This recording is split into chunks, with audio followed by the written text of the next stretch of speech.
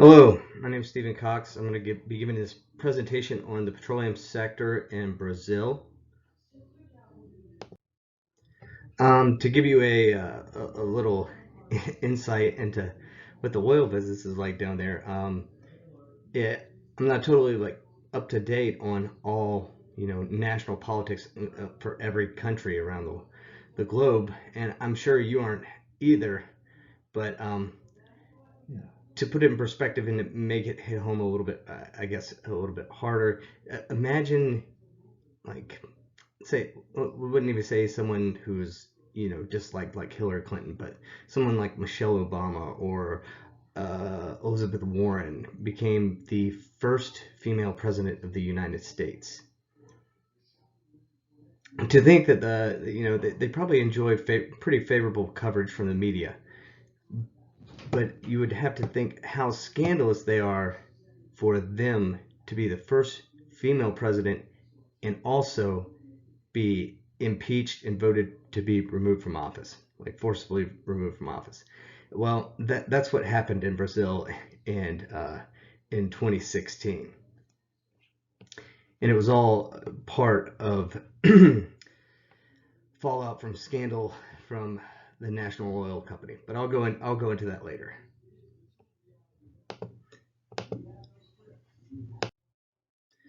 Um, Just to give you a quick overview of it, I'm going to go into the history of Brazil from the early 1800s to present day. Just a quick overview of the status of their energy sector and where it ranks and everything in the worldwide. Also going to go into that national oil company, the biggest one in Brazil, Petrobras. Petrobras. And then go into the story of the political corruption that ended with the removal of the first female president from Brazil. And then I'll break down an assessment by a risk strategy firm that does global and financial risk assessments all over the globe for potential investors and for insurance reasons and stuff like that. Brazil was a Portuguese colony until 1822. It has the largest population and largest landmass, obviously, in South America. You can tell by when you're looking at the globe. Population is around 212 million, and they're mostly located around the coastal regions. Amazon rainforest is located there. It's the world's 8th largest economy, and they are a net exporter of crude oil and natural gas. They have an extensive pipeline network of over 12,000 miles of combined petroleum, natural gas, and crude oil pipelines. It recently, went 2015 and 2016 through a recession, began to recover in 2017. So it probably didn't help the former president's case. Just a rundown by the U.S. Energy Information Administration. They're the 9th largest energy producer of liquid energy worldwide. They are the 8th largest energy consumer in the world. So if you remember, I just said in the previous slide that they are the 8th largest economy in the world. Usually it takes a lot of energy to make a lot of money. Usually quality of life indexes run linear with and have a linear relationship with energy consumption, quality of life index, and and GDP. 12.6 billion barrels of proven oil reserves.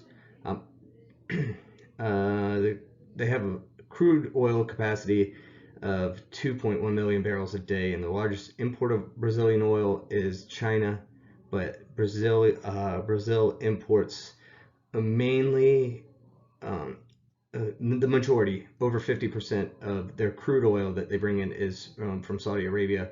However, most petroleum products come from the United States. And the reason they still have to import petroleum is for the same reasons that the United States does, because they don't possess the refining capabilities for the type of petroleum they have there. And they need the Saudi crude to make up the difference, even though they're a net exporter. Go into Petrobras. It's a national oil company of Brazil. It began as an exclusive monopoly um, in the 1960s. Uh, Brazil in government still holds a majority shares in Petrobras, but it's also owned by people. You can own shares in the private sector. They're no longer the only oil company in Brazil, but I'll get into this later. Like other companies are allowed to compete against them, but later I'll get into like how it all ties together. They have over 55,000 employees. Drilling, they do drilling, they do production, they do refining. They got over 120 something vessels. They got 13 refineries, and they're also producing the wells. In 2007, there was a big discovery off the coast of Brazil called the pre-salt. So like when you have a salt dome, you have like it's considered post-salt. The salt layers like migrating up, and the oil is coming with it or whatever. And there's really deep. There's these thick salt layers that are sometimes 2 kilometers thick, and they recently discovered that there was oil underneath that 2 kilometers thick salt layer. They have their own research and development department, and they manufacture fertilizer as well. So they got they're really big there. So this is where we get into what I started at the beginning of the show, the slideshow with. Dilma Rousseff, first female president of Brazil, took office in January 2011 and won re-election in 2014. Operation Car Wash was a sting by government agency, federal investigation, and it uncovered large amounts of corruption within the government, like having their hands in the pocket of Petrobras. The president was formerly the chair of Petrobras during the most of the period around the discovery of the pre-salt formations in 2007, and although she was cleared of wrongdoing by the Attorney General, there was growing public protests resulted in her impeachment and removal from office. So just to give you a scale of like what had happened, the director of engineering and services was forced to return $100 million. That's for that company. He had stolen. He was hiding in foreign bank accounts, and one of their director of refining and supply had agreed to pay back $23 million.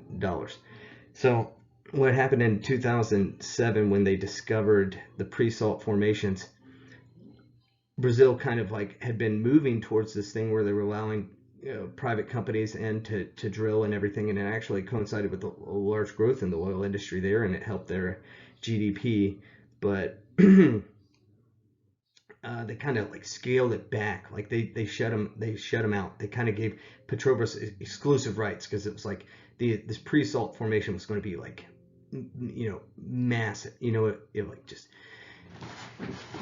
massive undertaking and major amount of money. And so when Petrobras was handing out these contracts, because it's partially a government controlled entity, and they were just giving sweetheart deals to these contractors, and they were taking kickbacks and bribes. So it was like they were just like washing the money, but the company belongs to the shareholders, partially, but mostly to the Brazilian people or the Brazilian government. So they could just, a normal corporation would just be like, oh well, we're like that's like embezzlement. I mean, yeah, people they are embezzling, but you'd catch that sooner, like, you know what I mean? If it was a BP or something like that, like they'd be like, this is ridiculous. Like, why are we? But it's a government agency, so it's it's rife with just people who are inept and don't know how to manage. So the pre-salt areas in 2007 were considered low risk, high potential. That's why the Brazilian government gave all this preferential treatment to Petrobras.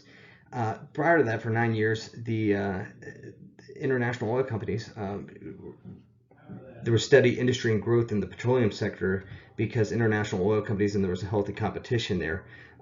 They kind of shut that down from 2008 to 2012, and and that slowed down the industry.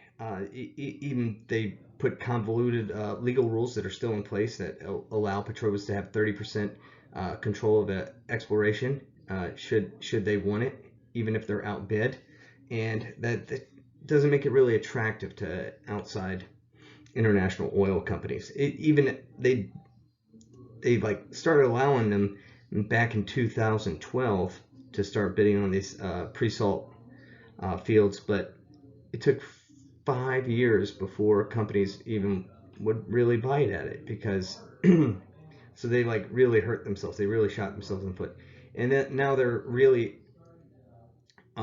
experiencing a lot of strain because the pre-salt fields,